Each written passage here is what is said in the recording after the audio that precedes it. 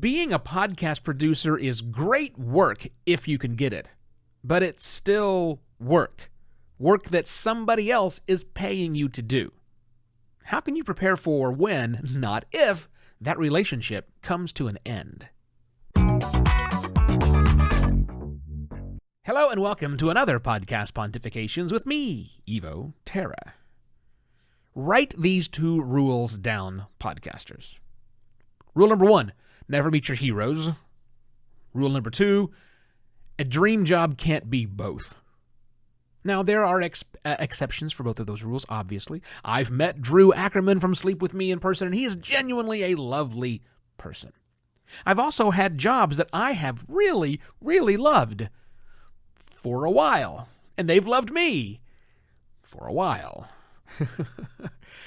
There's that old adage, find a job that you love and you'll never work a day in your life, and that's utter garbage, because a job is a job. At some point in time, it just becomes a job. Some jobs are a lot more fun than others, but still, it's going to be a job. And a podcast producer is one of those jobs that is fun. It really is. I've been a podcast producer for a long time. I've been doing it professionally on behalf of other people for several years now, and it is a lot of fun, but it is still a job. Now, in the early days of podcasting, I resisted the temptation that many of my friends jumped into wholeheartedly, and go for it, why not? I resisted the temptation to become a podcast consultant, and probably missed out on a lot of money, because a lot of my friends who were doing that were charging quite a healthy rate for being a podcast consultant back in the early days of podcasting. But I resisted. I also resisted launching my business of podcasting, where I produce podcasts on behalf of people, because I didn't really want to do that at the time. But I think the bigger thing for me was, back in the day, I resisted bringing a podcast consultancy to my day job. One of the reasons I didn't jump into the other things is I had a nice, well-paying day job that could have dovetailed nicely into podcasting, and many of my friends decided to do that. They said, hey, I'm sitting here, I got this great job, podcasting, we could do it, let's bring it in, and someone said, I will become the principal of this new podcasting division within my company. Great idea! Sometimes. But oftentimes not. Because I have seen this play out at many different new media things that come up in the world. My background is in advertising, and I've seen the influx of blogging, video production, social media. I've seen those things blow up inside of the company and then blow right back down again. So I had always resisted that temptation of building that into my own company. And of course, now I do produce podcasts professionally, so I've gotten over it. But still, you see, there's a conflict that happens between the creators, people like you and me, who want to create amazing things on behalf of another entity, and then there's the company. And the company, they may say they want amazing content. They may say they're looking for great engagement and things that really elevate them. But what they really want is to make money. Because if they don't make money, they can't make payroll, and they can't pay you, or they can't pay anybody. So they can say they want all those other things, but at the end of the day, they still have to make money. And if you, as the podcast producer, either internally for an organization or externally as a consultant or contractor of some sort, if you're seen and the jobs that you do are seen as something that's a cost center for the company, there will always be pressure to either lower those costs or increase the efficiency, the outputs of those standard costs. And that's the race that you're into when you're a cost center only.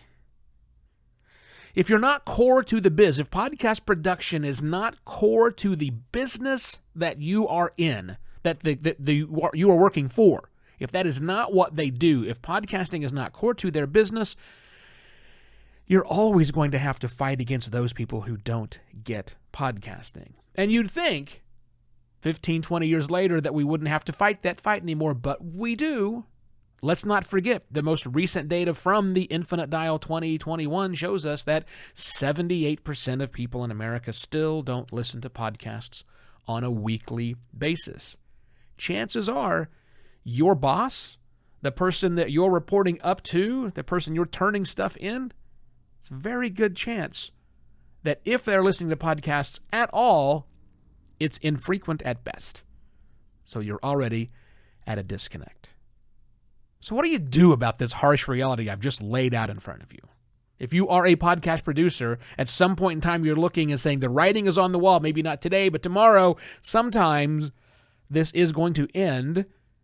What do you do about that? I've got 3 ideas for you.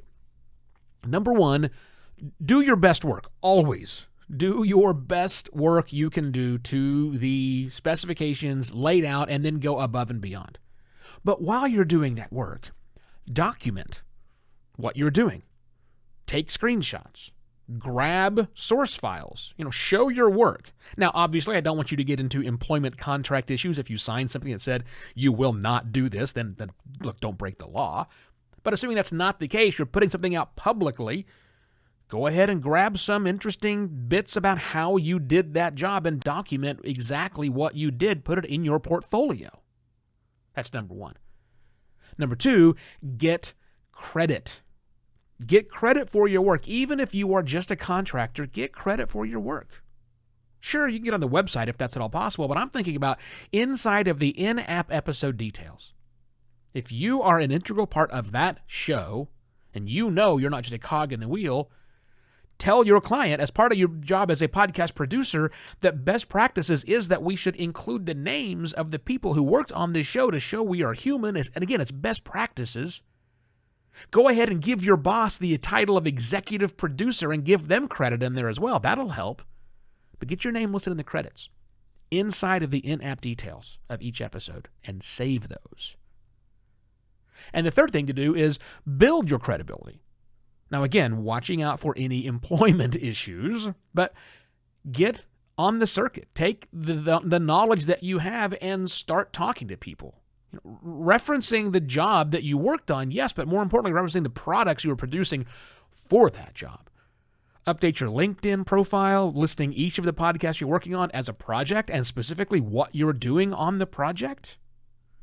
Yeah, talk about you, obviously. I mean, the reason you're doing this is to talk up you as a podcast producer. You're not here to represent the show. Don't misrepresent anything.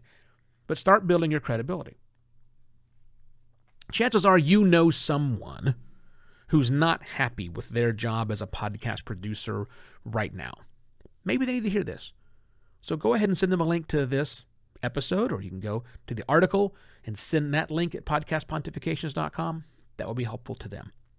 And if you got any great value out of this, if it helped you at all, please consider going to buymeacoffee.com/evoterra and buying me a virtual coffee. That's always nice. That's it. I shall be back tomorrow with yet another podcast, Pontifications. Cheers.